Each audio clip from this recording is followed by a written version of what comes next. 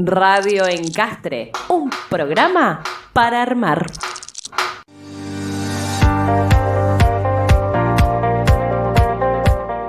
Me llamo Natacha Mateo, aunque me dicen Tatu. Soy socióloga, haciendo un doctorado en comunicación con una beca del CONICET. Soy docente universitaria, militante feminista, murguera, hincha de Gimnasia de La Plata y parte de Minga, un dúo de música latinoamericana. Aborto. Aborto. Aborto. Aborto. Aborto. Aborto. Aborto. Aborto. Aborto. Aborto. Aborto. El aborto es la interrupción de una gestación menor de 20 o 22 semanas de embarazo, según diferentes bibliografías, o de un feto de menos de 500 gramos. En Argentina tenemos un código penal desde 1921 que dice que el aborto es ilegal con dos excepciones: en caso de violación o en caso de que esté en riesgo la salud de la mujer.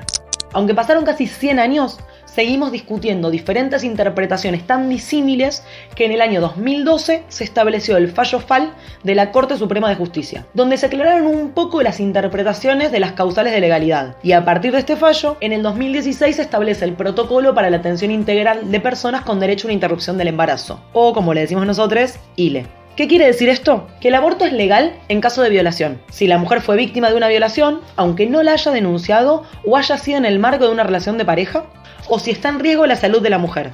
Y lo importante es esto: la salud es entendida en un sentido amplio o integral: salud física, psíquica o social.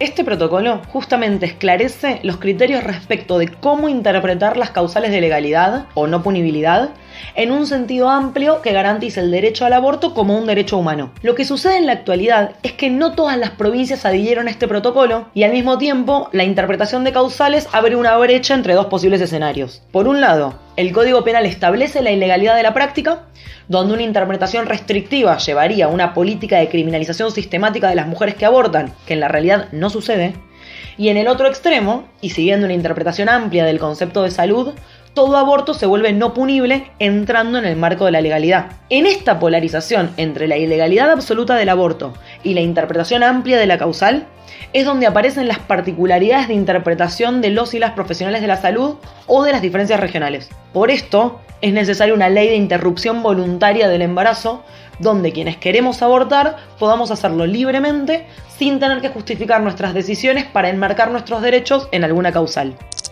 Aborto seguro para todes. Un aborto medicamentoso es un aborto que se realiza justamente con medicamentos. En casi todo el mundo se utiliza una droga llamada misoprostol, declarado como medicamento esencial por la Organización Mundial de la Salud, justamente porque se puede usar de manera segura, ambulatoria y reduce las complicaciones, sobre todo en el marco de la clandestinidad. Aunque esta organización recomienda el uso del misoprostol en aquellos países donde es ilegal, en los lugares donde la práctica está legalizada se utiliza una combinación de mifepristona y misoprostol. El aborto medicamentoso ideal es aquel que se realiza con esta combinación, ya que la mifepristona es un antiprogestágeno, que vendría a bloquear la producción de progesterona, sin la cual no se puede continuar el embarazo. Y el misoprostol es la hormona que produce las contracciones que expulsan todo lo que haya en el útero, y que adopta diferentes nombres según la edad de gestación. Ahora bien, en Argentina no se produce mifepristona, ya que primero la tendría que aprobar la ANMAT, la Administración Nacional de Medicamentos, Alimentos y Tecnología Médica, que vendría a ser el ente que regula qué se puede producir y comercializar en nuestro país y qué no. Uno de los reclamos más fuertes en este momento, sobre todo desde quienes están dentro del sistema de salud, es que la ANMAT apruebe la mifepristona. Es más, este ente recién aprobó el misoprostol para su uso ginecobstétrico en el 2018, después de toda la presión que hubo en el marco del debate parlamentario. Hoy en Argentina, el aborto es legal por causales. Esto quiere decir que se garantizan miles de interrupciones legales del embarazo en muchos lugares del país con misoprostol. Y se acompañan a otras miles de mujeres desde las colectivas feministas también con medicación. Para nosotras, el aborto es una práctica cotidiana desde tiempos ancestrales y por eso exigimos que se lo reconozca como un derecho. Ponerle el cuerpo. Desde siempre, las mujeres le hemos puesto el cuerpo tanto a nuestros deseos de maternar como de no hacerlo. Desde las brujas en el medioevo con sus saberes ancestrales sobre plantas, medicinas, parto y cuidados. Y en el medio, el aborto. Desde las militantes anarquistas repartiendo preservativos en las puertas de las fábricas para evitar embarazos no deseados. Y en el medio, el aborto.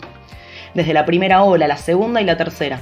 desde nuestras reivindicaciones como trabajadoras, ciudadanas, hermanas, cuerpos con mucho más que una capacidad de gestar. Y allí le pusimos el cuerpo a la revolución sexual y nos hormonizamos para no ovular. Nos pasamos cajas de anticonceptivos por debajo de las mesas en reuniones clandestinas, poniéndole el cuerpo a decretos pronatalistas.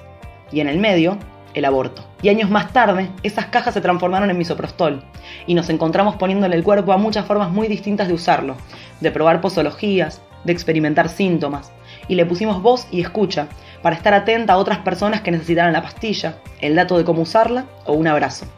Le pusimos el cuerpo a la clandestinidad, buscando farmacias que, más por manejes económicos que convicción, nos vendieron misoprostol al precio que quisieron y en la cantidad que quisieron. Y aunque no coincidiera la cantidad de pastillas que debíamos usar con las que teníamos, le pusimos el cuerpo igual. Hasta que empezamos a organizarnos y le pusimos el cuerpo a la circulación de información accesible basada en evidencia científica, que eran organismos internacionales, pero también eran nuestras experiencias.